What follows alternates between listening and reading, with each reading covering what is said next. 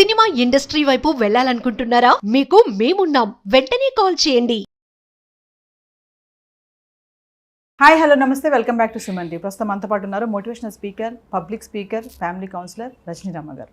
నమస్తే మ్యామ్. నమస్తే Naveen. Ma'am, Supreme Court హియరింగ్స్లో సిబిఐ కొంచెం షాక్ అయిన కొన్ని ఇష్యూస్ అయితే కనబడుతున్నాయి. అంటే మళ్ళీ నివేదిక సమర్పించింది కాబట్టి ఆ ప్రయత్నంలో కొన్ని లోటుపాట్లు ఎక్కడెక్కడి నుంచో అన్ని మళ్ళీ తీసుకురావడం, కొత్త అన్ని పాయింట్స్ రావడం, డీప్గా వెళ్తుంది సిబిఐ కూడా ఇన్వెస్టిగేషన్లో. సో నేను సుప్రీంకోర్టు షాక్ కూడా అయింది కొన్ని విషయాల్లో.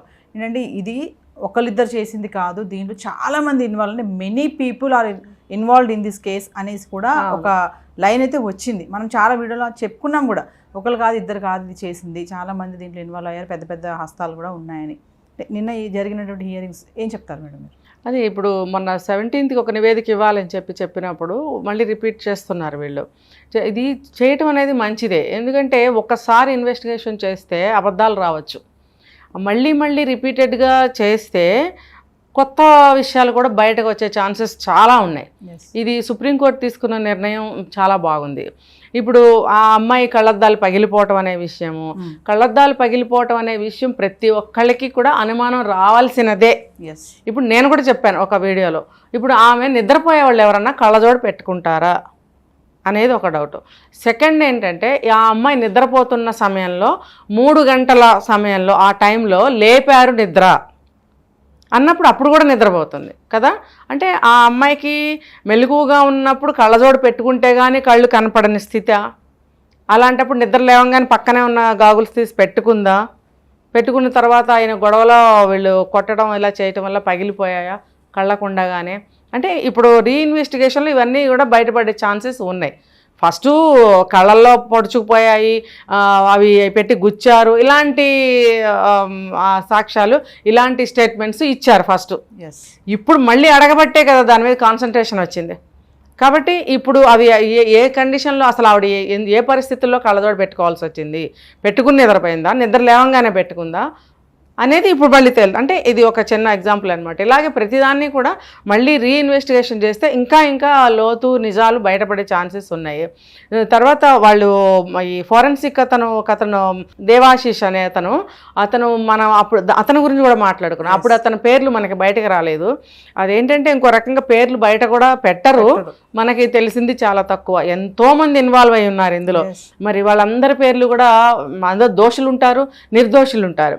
వాళ్ళు బయట పెడితే పేర్లు వాళ్ళు ఒప్పుకోరు కదా. వాళ్ళు ఒప్పుకోవడం కాదు, మనం అందరూ కూడా ఆలోచించాలి. ఇప్పుడు వాళ్ళ పేర్లు బయట పెడితే వాళ్ళు నిర్దోషులు అనుకోండి, తర్వాత మళ్ళీ వాళ్ళకి పరువు పోతుంది. ఇది ఒక పరువుకు సంబంధించిన విషయం కాబట్టి ఇవి పేర్లు అనేవి కాన్ఫిడెన్షియల్గా ఉంచడం అనేది జరుగుతుంది. సో ఇప్పుడు మనకు తెలుస్తుంది అతని పేరు దేవాశీష్. అతను ఆ టైంలో ఎందుకు ఉన్నాడు అని చెప్పి అప్పుడే క్వశ్చన్ చేశారు. ఇంకొక అతను కూడా ఉన్నాడని మనకు విన్నప్పుడు ఆ ఫోరెన్సిక్ అతన్ని కూడా ఇప్పుడు మళ్ళీ అడగచ్చు, ఎందుకు మీరు అప్పుడు అక్కడ ఉన్నారు, ఏం తెలిసింది దానివల్ల మీరు వచ్చారు, మీరు ఒక యాజ్ ఏ ఫోరెన్సిక్ ఆఫీసర్గా మీరు అక్కడికి వచ్చినప్పుడు మీకు అక్కడ ఏం తెలిసింది? అసలు అప్పటికే సాక్ష్యాలన్నీ కూడా తీసేశారు. ఆ తీసేస్తున్న సమయంలో అతను ఉన్నాడు అంటే అది మంచి పాయింటే. నువ్వు నీ డ్యూటీ ఏంటి? కనుక్కోవటం.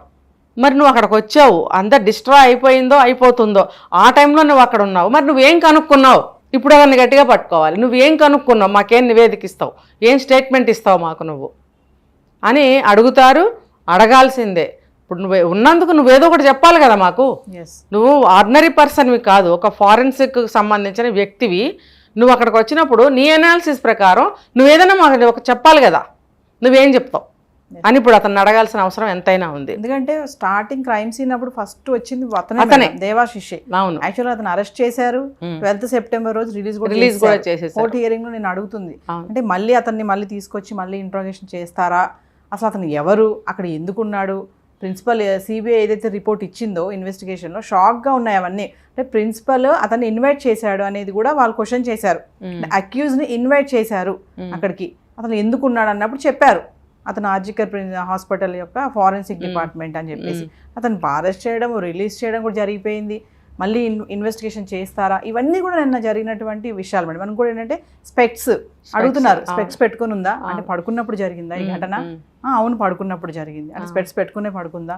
మనం వీడియోలో కూడా చేసాము, స్పెక్ట్స్ పెట్టుకుని ఎలా పడుకుంటారు అంత రెస్ట్లెస్లో ఉండి? ఇప్పుడు ఈ సందీప్ ఘోష్ అన్న అతను ఆ సమయంలో అంటే డిస్ట్రాయ్ చేస్తున్న సమయంలో ఆ రోజు కేసు జరిగిన రోజున ఇతన్ని పిలిపించాడు, ఈ దేవాశిష్ అన్న అతన్ని. ఎందుకు? అతనికి ఒక హెల్ప్, అతను ముందు ప్లాన్లో భాగమే, అతను కూడా ఇన్వాల్వ్ అయి ఉండొచ్చు. ఇన్వాల్వ్ లేకపోయినా ఏదైనా ఒక సలహా అడిగి ఉండొచ్చు. ఈ సందీప్ ఘోష్ అన్న అతను ఈ దేవాశిష్ అనే ఒక ఫారెన్సిక్ ఆఫీసర్ని అడిగి ఉండొచ్చు సలహా. ఇప్పుడు చూడండి, ఇంత పెద్దవాళ్ళు ఎవరితోన్నా స్నేహం చేస్తున్నారు అంటే ఒకళ్ళ నుంచి ఒకళ్ళకి అవసరాలు ఉండనే ఉంటాయి. ఇంత పెద్ద సందీప్ ఘోష్తో స్నేహం చేస్తే అతనికి క్రెడిట్ కావచ్చు. ఒక ఫారెన్సిక్ ఆఫీసర్ని చేతిలో పెట్టుకుంటే ఎప్పటికైనా ఇతనికి అవసరం పడవచ్చు కదా. ఇద్దరికీ కూడా ఒకళ్ళ నుంచి ఒకళ్ళకి ఏదో ఒక బెనిఫిట్ ఉంటేనే ఇద్దరి మధ్యన ఒక రిలేషన్ అనేది ఉంటుంది. ఇప్పుడు పర్టికులర్ ఆ సమయంలో ఈ దేవాశిష్ ఎందుకు వచ్చాడు అంటే ఇతను ఇన్వైట్ చేశాడని చెప్తున్నారు కదా. ఇతను ఇన్వైట్ ఎందుకు చేశాడు? అక్యూజ్ ఇతను నేరం చేశాడు, అప్పుడు డిస్ట్రాయ్ చేయిస్తున్నాడు సాక్ష్యాలన్నీ కూడా.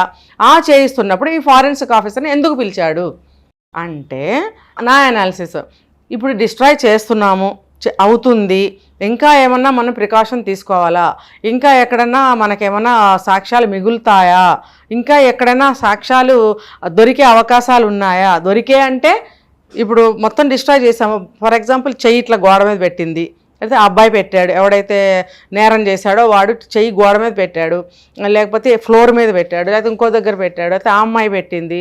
ఇవన్నీ కూడా ఆల్మోస్ట్ ఆల్ డిస్ట్రాయ్ చేశారు. హాకీ కర్రలు, ఈ క్రికెట్ బ్యాట్లు, రకరకాల కర్రలు తీసుకొచ్చి ఏదో చేశారు. చేసినా కూడా ఇంకా ఏమైనా మిగిలే అవకాశం ఉందా అని అడగడానికి ఇన్వైట్ చేసి ఉండొచ్చు కదా. 12వ తారీఖున అతను దేవాశిష్ని ఎందుకు రిలీజ్ చేయాల్సి వచ్చింది? ఇప్పుడు అన్నీ తేలే వరకు ఉంచాలి కదా. ఇప్పుడు అదృష్టం బాగుండి అతను దొరికితే సరే, లేకపోతే అతను ఇతను వెళ్ళిపోయాడు అనుకోండి, అతను ఎలా పట్టుకుంటారు? ఒక సాక్ష్యం మిస్ అయినట్టే కదా. అసలు రిలీజ్ చేయకూడదు. ఉంటారండి ఒక 5-6 నెలలు. ఇప్పుడు జైలు శిక్ష ఏం కాదు కదా, రిమాండ్లో ఉంటారు.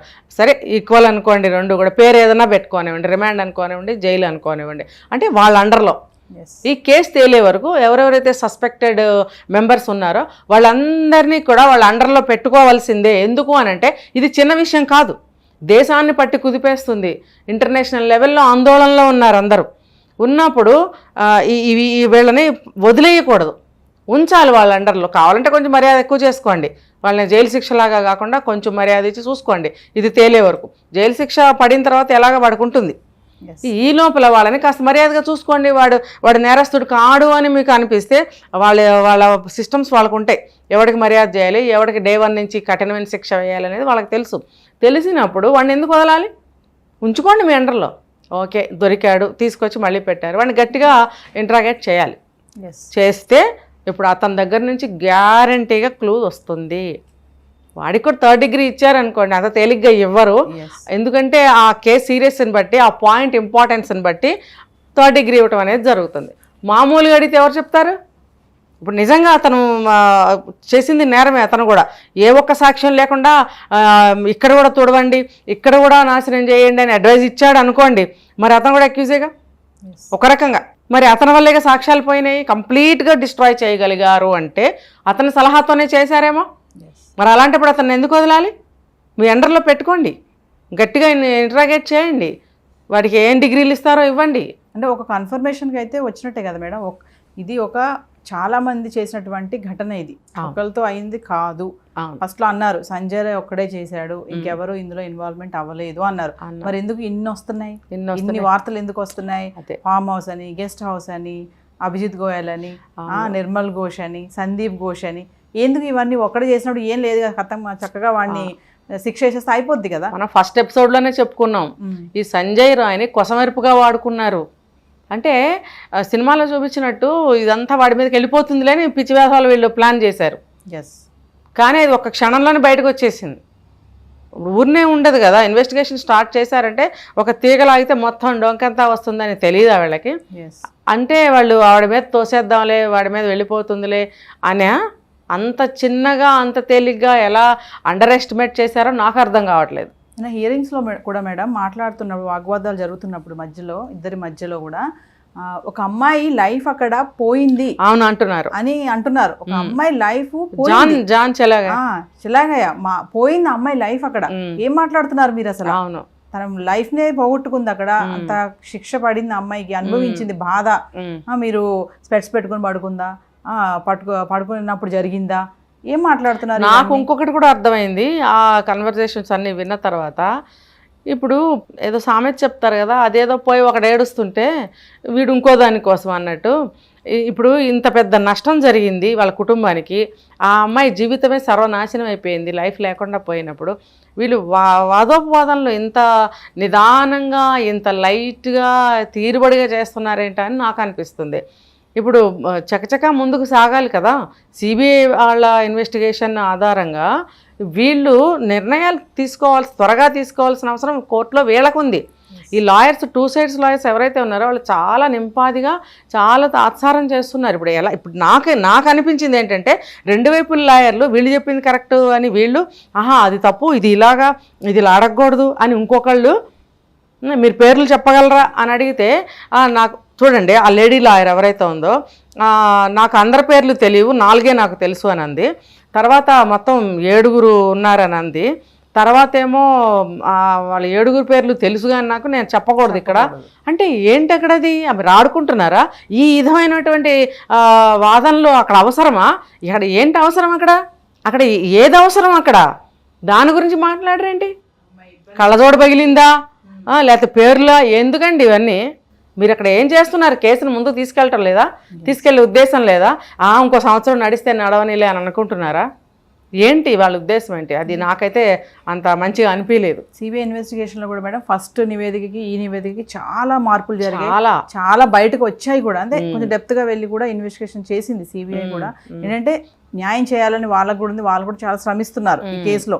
ఇప్పుడు ఈ కోల్కతా అభయ కేసు అనేది మొత్తం ప్రపంచం అంతటా కూడా హాట్ టాపిక్గా ఉంది మేడం. అంటే ఎక్కడి నుంచి ఏం తెలిస్తే జస్టిస్ వస్తుంది అనే కోణంలోనే సిబిఐ కూడా దర్యాప్తు అయితే చేస్తుంది.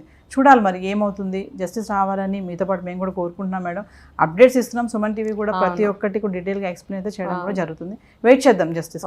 Thank you.